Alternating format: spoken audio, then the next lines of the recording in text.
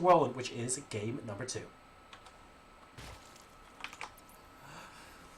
Spawning in the bottom left-hand corner as the pink Zerg player, representing Team Aposis. He's currently 1 game down in this best-of-3 series. Can he make the comeback against his illustrious South African opponent? We'll find out, guys. It is none other than qualitY. His opponent, spawning in the top left position as the green Protoss player, Mr. Bothas, a fan favorite all around the world, representing CMStorm at DreamHack Summer 2013. Give it up, ladies and gentlemen, for PandaTank. We're super happy about doing PandaTank. I'm very happy to be casting PandaTank. I don't think we were originally scheduled to cast PandaTank. No, we're not. But this is like massive, massive bonus. And yes. Where did it all start? What? Because we were. Okay. I can't remember where PandaTank got like our love and affection from. So PandaTank is basically, he is arguably the Southern Hemisphere's most loved player. He's definitely up there. He's right up there. Like, everyone loves PandaTank. I don't think I've actually met a single person who's gone, oh, PandaTank. What a horrible player. What a horrible guy. They don't. Yeah, They're just like, no. if you mention PandaTank, like, it's probably going to happen when Stream Today catches up. We're just going to get a flood of people, just all caps, just like, PandaTank. Exactly, man. PandaTank is a huge following. And he's got such a cool name, too. He does have such a cool... See, to me, PandaTank sounds like a tank that shoots pandas, and I actually think that's the best mental image you could possibly have. Can you imagine a tank that shoots pandas? That would actually very, very effectively destroy everything in its path. It would. Pandas, they're big. They're scary. Yeah, man. They just, like, squash... They don't even need to do anything. They just sit there and squash stuff, and if that doesn't kill you, they eat all your food. Exactly. That's pretty game over, man. And of course, they're never distracted by fornication or things like that. That's true. I mean, who has time for that? Jesus, StarCraft to play. Oh my god. But more importantly, though, let's not make this entirely one-sided. His opponent from Team Aposis, they don't get too much attention, and it's really cool to see them in this DreamHack. It is. Can you tell us a bit more about them, Madison? I can. They're a Norwegian team, actually. Cool. Okay, so they're pretty awesome.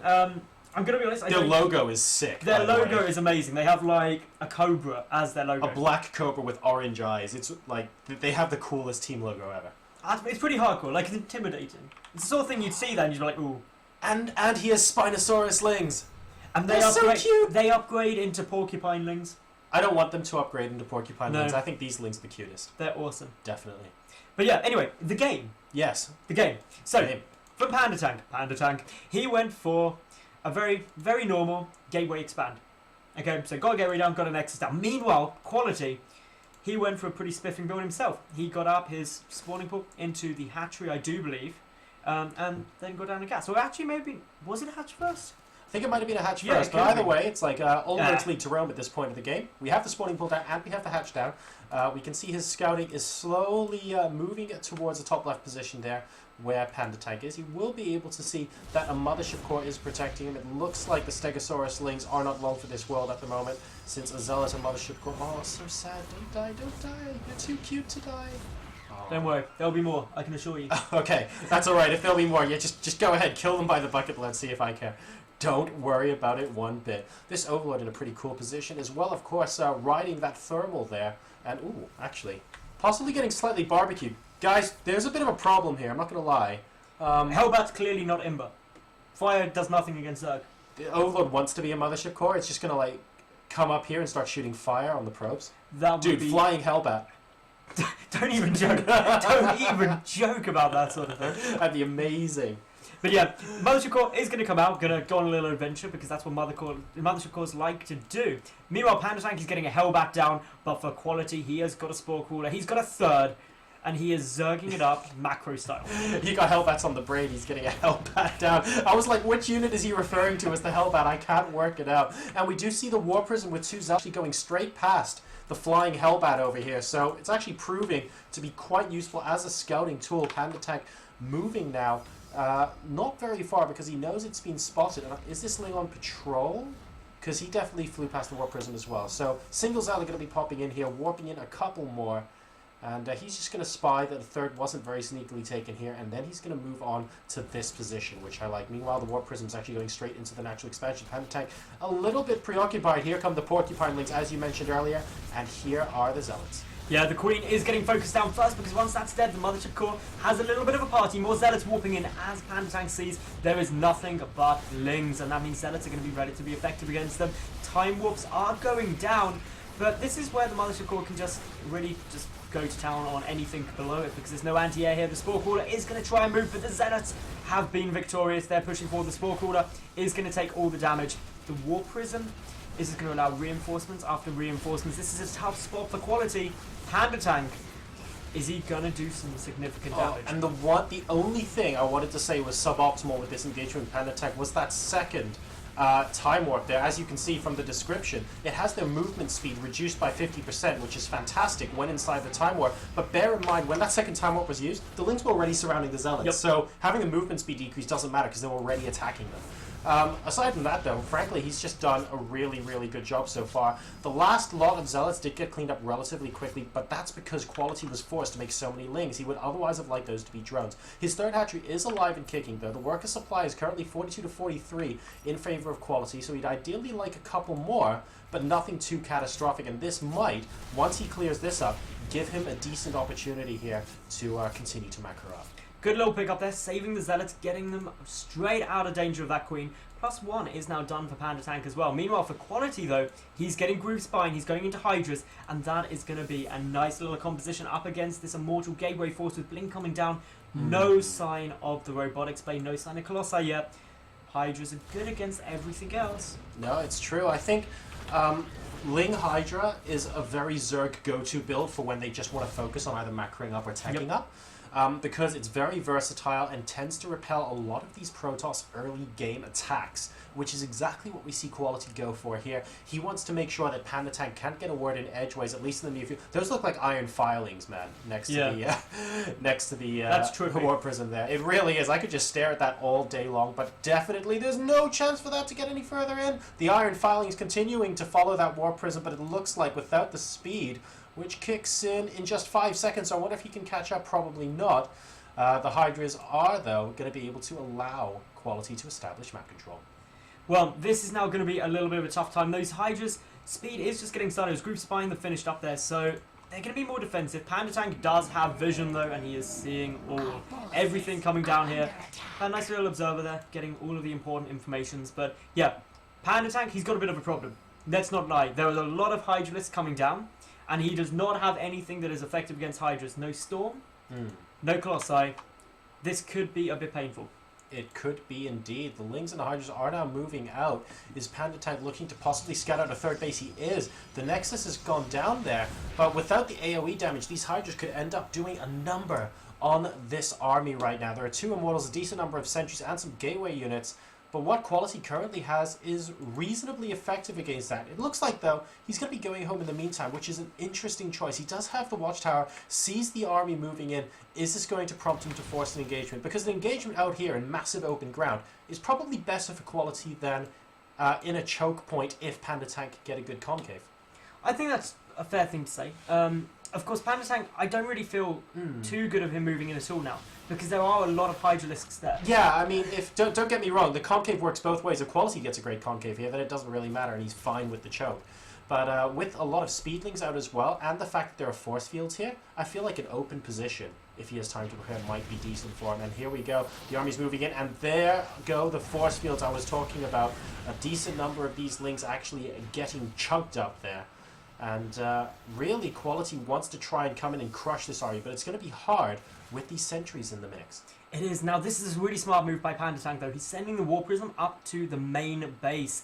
This is where he can deal some nice damage, because all of quality's defense focused around the third, where the big, scary Protoss army is. But a couple of Zealots in your main can ruin your day. They can indeed. And it looks like the army poking in once again. Time Warp going down. Is PandaTank going to choose to engage here? He is, and that's because the Zealots are now going to wreak havoc inside the mineral line. But, wow, there's a decent number of Hydras here. Going to be able to repel that. In the meantime, a great bunch of force fields allows PandaTank to get away, but this is definitely not the kind of force that can absolutely destroy this army. So our Protoss is going to have to move back for now. qualitY needs to regroup, and I wouldn't be surprised to see the counterattack here against the third base of PandaTank. In fact, I think that would be the best thing for qualitY right now, because PandaTank is having a lot of difficulty with this composition. He is, but what he's doing and following it up into is he's going 3 Stargates. So he has scouted out that there was that Spire coming down, so he's getting ready for the transition if needed. But these Hydras, even after the mass recall, are getting a good number of kills. And oh, the Colossus! The Colossus is going to die. Colossus are good against Hydras, but they're not this good. There we go. Almost managing to escape there, but unfortunately going down. And I still think that kind of timing attack against the third would be great, because imagine by the time qualitY gets here with a lot of Lings and Hydras, there might be 1, maybe 2 at a push Colossi coming in. In fact, Extended Thermal Lance is about to complete, and the number of Colossi on the field Mattles is currently 0. And so he's now starting Chrono Boost 1, but these 3 Stargates all of a sudden from PandaTank are looking just a little bit lonely, because he just doesn't have the cash right now to produce. He only now is just taking his 5th and 6th gases, and that's really hurting him. Yeah, once he gets those up though, he is going to be able to produce an awful lot, but Corruptor's already on their way out for qualitY. qualitY is looking in a pretty interesting position, but yeah, this is going to be tough for them, because what qualitY needs to do is, well, re-secure bases. Yeah. And then he's got to try and make something work there. If he can't really end this soon, PandaTank with already 3 bases up, he's going to get really snowballing. So I like this counter aggression from qualitY. He's got a good supply advantage, but there are those Colossi out on the field for PandaTank. Rebuilding his 3rd and taking 4th and 5th as well, which is great, but I still can't help but thinking qualitY may have had a time to attack a little bit early into the 3rd. A couple more cannons going down now for PandaTank as well, and his army is starting to get a little bit more sizable. We see Void Rays joining the composition too. Where are the Colossi?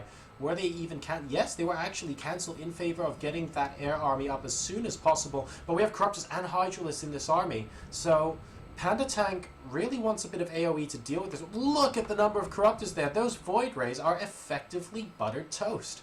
They are, even though Void Rays are pretty good against Corruptors, there's just not enough of them for the time being, not enough support on the ground. At the same time, the natural base is being pressured by these Zerglings and the Hydralisks, more Warpins coming down. The Void Rays are going to do okay, but the Corruptors, once they kill the Void Rays, they've got nothing else to focus. No Colossi are on the field. So this is going to be an interesting engagement. Oh, it certainly is, and the Corruptors are just going in against the Void Rays. They're happy to sacrifice themselves for them at this stage, because the ground army is just continuously being as annoying as humanly possible. With 5 Corruptors now getting away, and qualitY, he's not using these Hydras. These need to be at the ramp destroying these buildings. This engagement might still go okay for him, but could have gone so much better. Where are the Lings in front now? He segmented his army so much as he was microing the Corruptors, and that looks like it's going to be a disastrous mistake for our Zerg player. PandaTank got off pretty lucky there. He was able to just get good force fields, and after the, as he said, the segregation of the army from qualitY, he didn't have to deal with it all at once, and that could be a problem because their supplies now equal.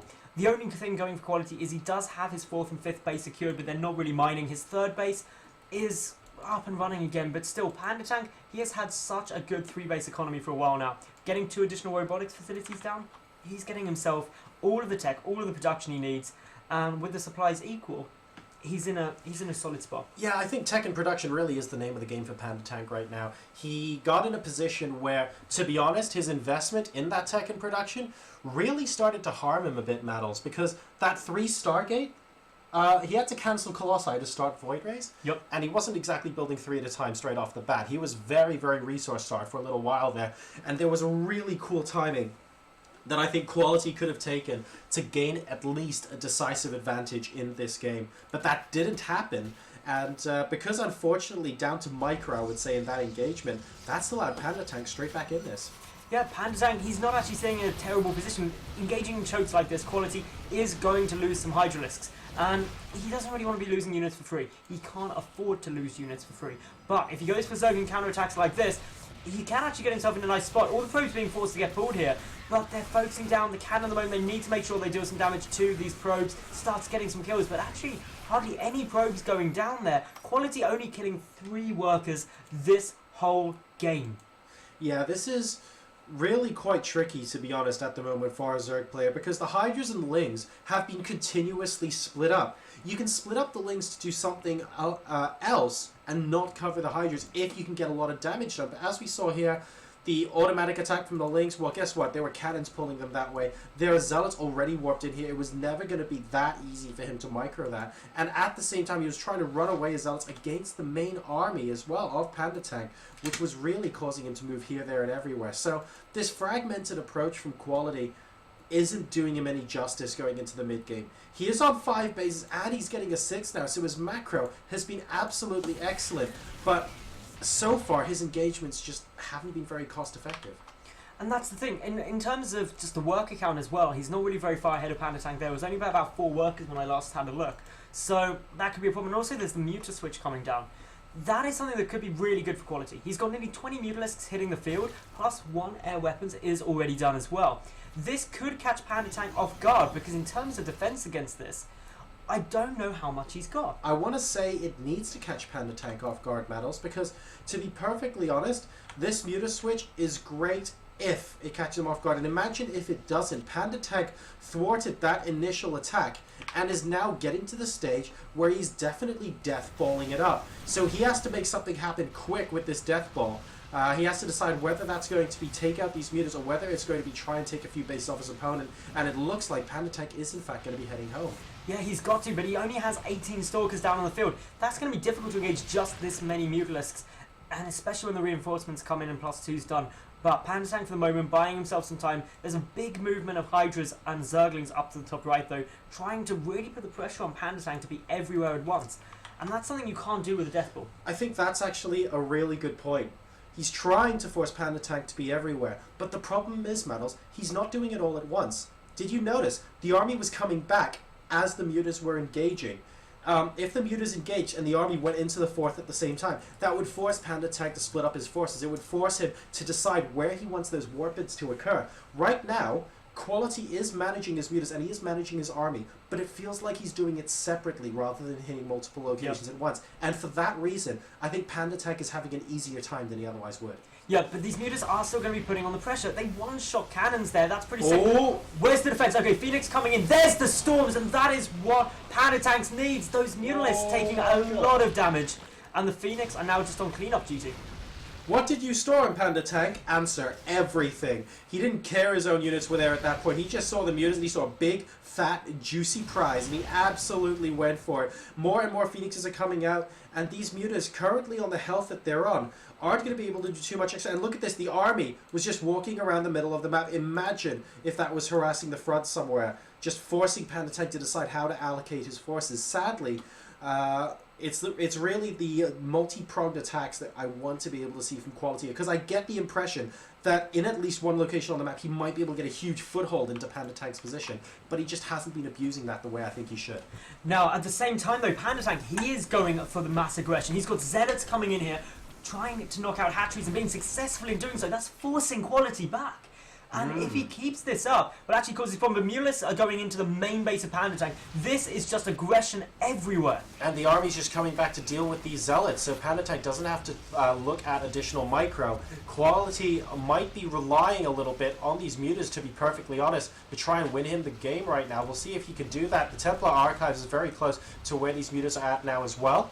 So PandaTank has to make a very quick decision here about exactly what he does. 2 mutas, giving these probes a hard time just for a second there, and PandaTank looking like he's very, very reluctant to engage here. The Corruptors zoning the rest of his army out, and as a result his tech is going down. This is possibly the foothold that qualitY wanted. It is the sort of thing he needs as well. He's able to keep PandaTank back, defensive, and all he keeps that up. Look at what quality's doing. He's just massing up mutas, which is still so difficult for Protoss players to effectively deal with, especially once those mutalisks start getting +3 air weapons. Oh, here we go. This is what qualitY should have been doing, like all game that I've been harping on about. I think it's now going to do some serious damage. The Lings and the Hydra, okay, he should really move them in a bit more, but he's doing exactly what we need him to do, which is the Mutas are simultaneously in one location while the army's in another. And look, PandaTank is really torn right now. He's moving the army in to deal with these Lings and the Hydras, but all of these probes and possibly this Nexus will be gone by that point. And these Corruptors and Mutas are doing such a great job against the Phoenixes as well. The Phoenix is unable to keep him from being zoned out. There goes the Nexus. It looks like some of this army might actually go down as well. These Hydras are in fact going to be forfeit. A Colossus almost going down, but the Mutas have done so much damage. PandaTank 175, qualitY 156 supply. qualitY does have more workers as well. And he's on so many bases. He is. This game is pretty close at the moment still, but I feel qualitY is starting to pull ahead a little bit more. The proxy pylon's still up, and engagement is coming down here, but the Corruptors are definitely going to win that fight. JoRoSaR, just how many Mutalisks are on the field at the moment? It looks ridiculous. This is a very tricky situation to be in, desperately trying to micro those Phoenixes against the air army here. And the PandaTank marching forward, sensing that maybe he needs to make something happen and make it happen now so that qualitY doesn't get any additional boost. Saving a couple of drones from the hatchery, so he's willing to let that go down in exchange for being able to build up the army he wants. And here come the Lings. Great storm, by the way, on top of the Lings. The Muta's dodging most of it, but the Lings evaporate so quickly in the face of those storms and those Colossi. It's not going to be enough. Excellent fungal growth, but can he finish it off with a couple more? Yes, he does. A second fungal goes down, and that absolutely decimates the air. But oh my god, Maddles, that storm. That storm.